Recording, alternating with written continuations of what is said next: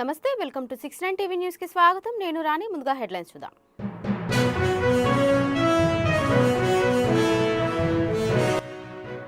ఆంధ్రప్రదేశ్లో ప్రధానమంత్రి పర్యటన ఖరారు. జనవరి 8న ఉత్తరాంధ్రలో పర్యటించనున్న మోదీ.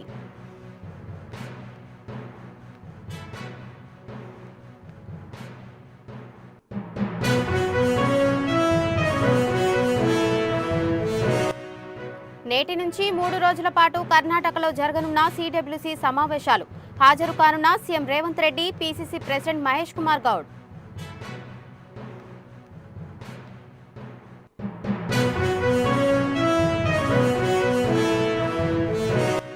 తెలంగాణలో ప్రజాప్రభుత్వం ఉత్తమ పనితీరును కనబరుస్తుంది. హామీలను అమలు దిశగా ముందుకు సాగుతోందన్న రాహుల్ గాంధీ.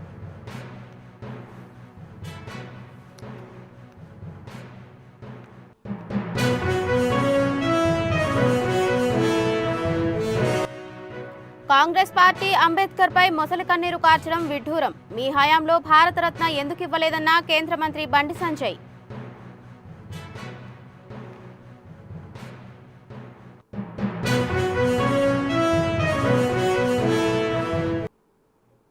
ప్రధానమంత్రి నరేంద్ర మోడీ ఏపీ పర్యటన ఖరారైంది. జనవరి 8న ఆయన ఉత్తరాంధ్రలో పర్యటించనున్నారు. విశాఖ రైల్వే జోన్తో పాటు దాదాపు 85,000 కోట్ల విలువైన అనకాపల్లి జిల్లా పూడిమడకలో NTPC, AP Genco green hydrogen hub, నక్కపల్లిలో మిట్టల్ స్టీల్ ప్లాంట్ తదితర నిర్మాణాలకు ప్రధాని శంకుస్థాపన చేయనున్నారు. ఈ ప్రాజెక్టుల ద్వారా 25,000 మందికి ప్రత్యక్షంగా, పరోక్షంగా 40,000 మందికి ఉపాధి అవకాశాలు లభించనున్నాయి.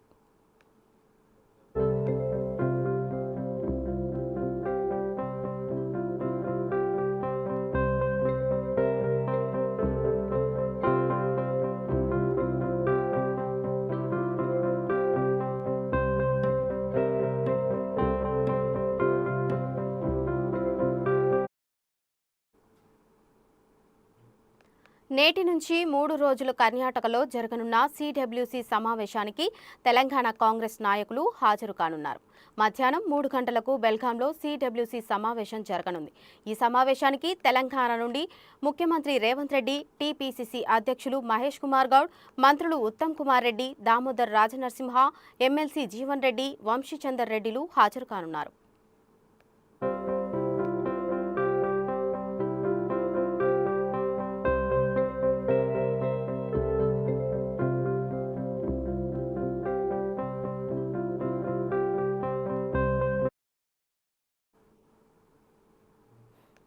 తెలంగాణలో ప్రజాప్రభుత్వం ఉత్తమ పనితీరును కనబరుస్తుందని, ఇలాగే కొనసాగాలని ఆకాంక్షిస్తున్నానని లోక్సభలో ప్రతిపక్ష నేత రాహుల్ గాంధీ అన్నారు.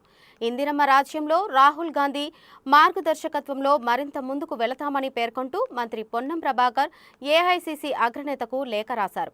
తెలంగాణలో రాహుల్ గాంధీ నాయకత్వంలో కాంగ్రెస్ ప్రభుత్వం ఏడాది పాలన పూర్తి చేసుకుందని, ప్రజలకు ఇచ్చిన హామీలను అమలు చేసే దిశగా ప్రజాప్రభుత్వం ముందుకు సాగుతుందని రాహుల్ గాంధీకి రాసిన లేఖలో తెలిపారు. పొన్నం ప్రభాకర్ లేఖకు రాహుల్ గాంధీ ప్రత్యుత్తరం రాశారు. హామీలను అమలు చేసే దిశగా సాగుతున్న తెలంగాణ ప్రభుత్వానికి అభినందనలు అంటూ పొన్నంకు రాసిన లేఖలో రాహుల్ గాంధీ తెలిపారు. రవాణా, వెనుకబడిన తరగతుల సంక్షేమ శాఖ చేపట్టిన కార్యక్రమాలను అభినందించారు.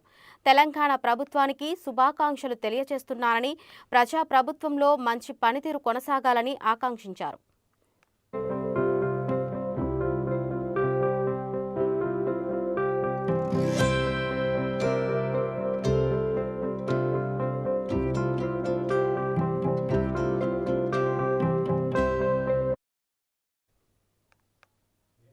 రాజ్యాంగ నిర్మాత అంబేద్కర్ను అడుగడుగున అవమానించిన కాంగ్రెస్ పార్టీ నేడు ఆయనపై మొసలి కన్నీరు కార్చడం విడ్డూరమని కేంద్ర హోంశాఖ సహాయ మంత్రి బండి సంజయ్ కుమార్ విమర్శించారు.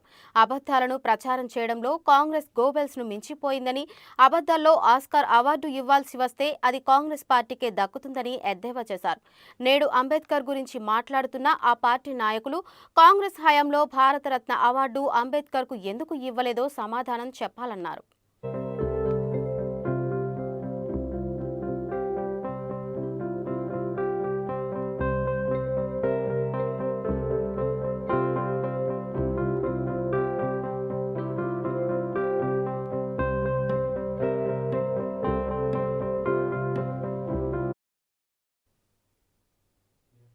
అల్లూరి జిల్లా అనంతగిరి మండలంలోని వేంగాడ పంచాయతీలోని గోమంగిపాడుకి తారు రోడ్డు నిర్మాణం చేపట్టాలని గిరిజనులు డిమాండ్ చేస్తున్నారు. ఇటీవల కురుస్తున్న వర్షాలతో డొంకపుట్టు జంక్షన్ నుండి గోమంగిపాడు వరకు ఉన్న 3 కిలోమీటర్ల మట్టి రోడ్డు బురదమయమైంది. పేదబయలు మండలంలో పలు గ్రామాల్లో రహదారి సౌకర్యం లేక గిరిజనులకు డోలి కష్టాలు తప్పడం లేదు. కొరవంగి పంచాయతీలోని చింతల వీధికి చెందిన అప్పలమ్మ అనే నిండు గర్భిణి పురిటి నొప్పులతో బాధపడుతుంది. దీంతో గ్రామానికి సరైన రహదారి సౌకర్యం లేక అంబులెన్స్ రాక గర్భిణి అప్పలమ్మను కుటుంబీకులు మంగళవారం డోలి కట్టి చింతల వీధి నుంచి కొరవంగి వరకు 6 కిలోమీటర్లు మోసుకొచ్చారు. అక్కడి నుంచి 108లో రూడకోట ఏరియా ఆసుపత్రికి తరలించారు.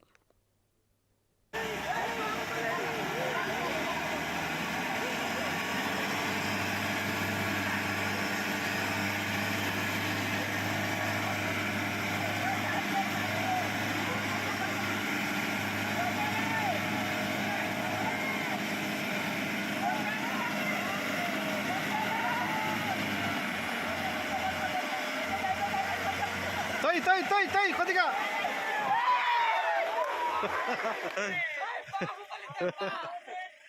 మొత్తానికి సాధించర్రా.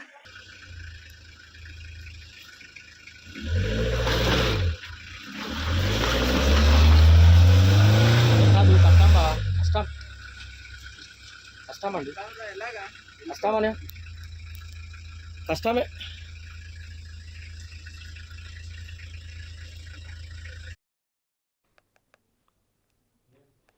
జాతీయ జెండాను రోడ్డు పక్కలో పడవేసి అవమానపరిచిన సంఘటన తెలంగాణ అచ్చంపేటలో వెలుగు చూసింది. బాధ్యతారహితంగా కొందరు చేసే చేష్టలతో జాతీయ జెండాకు అవమానం కలిగింది.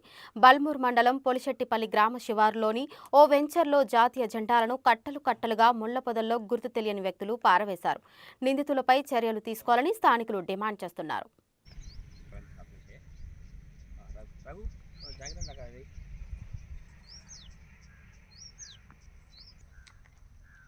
हाँ है, मैं बोल रहा हूँ, तू फोन रखो दिला तो।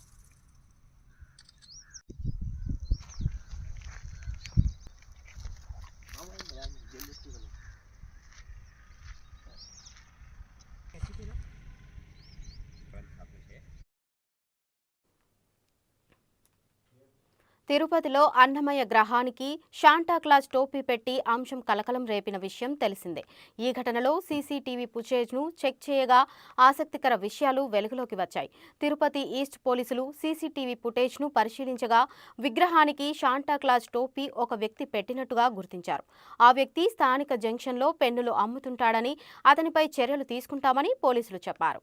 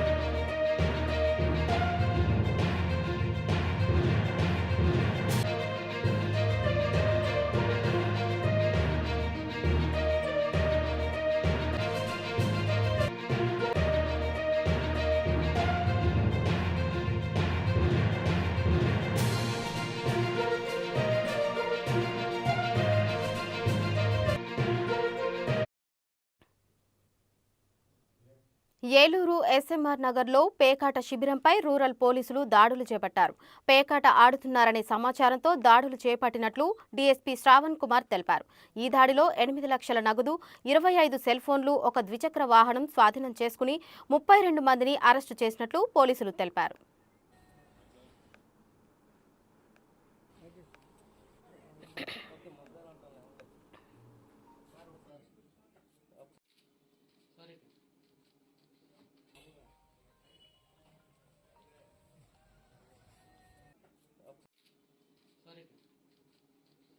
మన ఏలూరు రూరల్ పోలీస్ స్టేషన్ లిమిట్స్లో ఎస్ఎంఆర్ గార్డెన్స్ ఏరియాలో పేకాడ్ స్థావరం పైన మెరుపుదాడి నిర్వహించడం జరిగింది.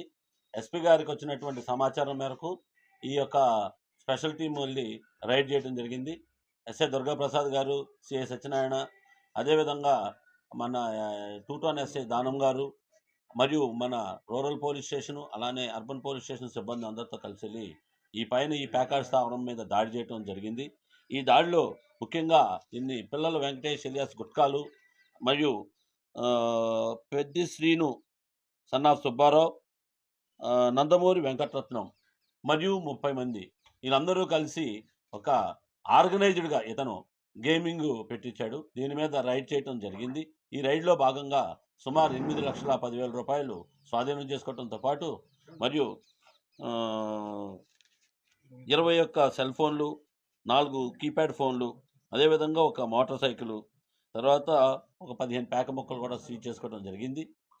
కాబట్టి వీళ్ళందరినీ కూడా ఈ కేసులో వీళ్ళపైన ఆర్గనైజింగ్ యాక్ట్ కింద కూడా రిజిస్టర్ చేయడం జరిగింది. అదేవిధంగా వీళ్ళందరికీ గతంలో కనుక హిస్టరీ ఉంటే కనుక దీని మీద కూడా తీవ్రంగా చర్యలు తీసుకోవడంలో ఎటువంటి సందేహం లేదు.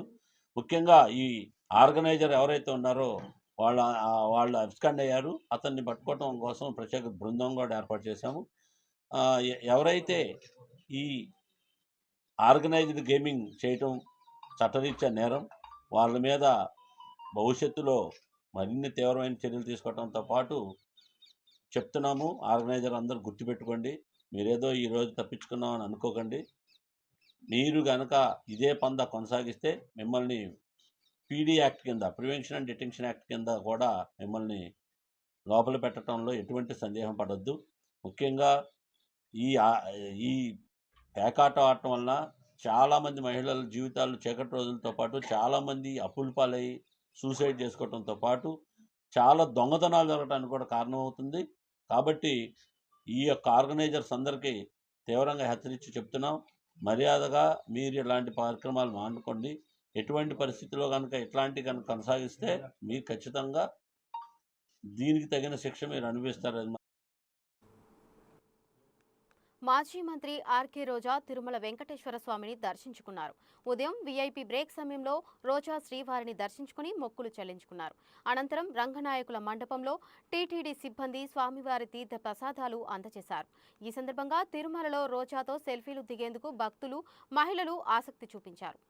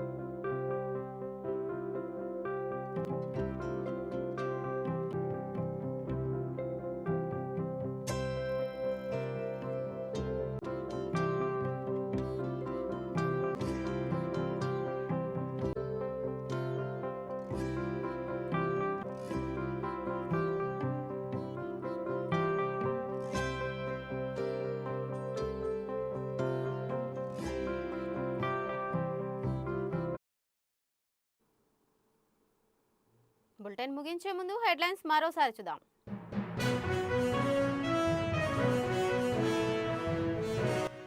ఆంధ్రప్రదేశ్లో ప్రధాని మంత్రి పర్యటన ఖరారు. జనవరి 8న ఉత్తరాంధ్రలో పర్యటించనున్న Modi.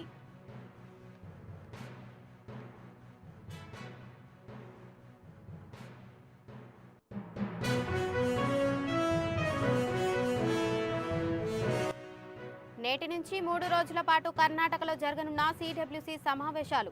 హాజరుగానున్న CM Revanth Reddy, PCC president Mahesh Kumar Goud.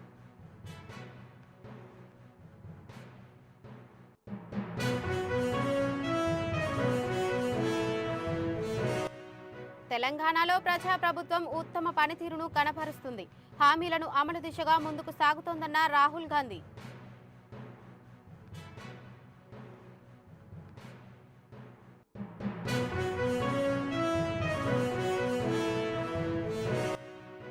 Congress party Ambedkar పై మొసలి కన్నీళ్లు కార్చడం విడ్డూరం. మీ హయాంలో భారతరత్న ఎందుకు ఇవ్వలేదన్న కేంద్ర మంత్రి బండి సంజయ్.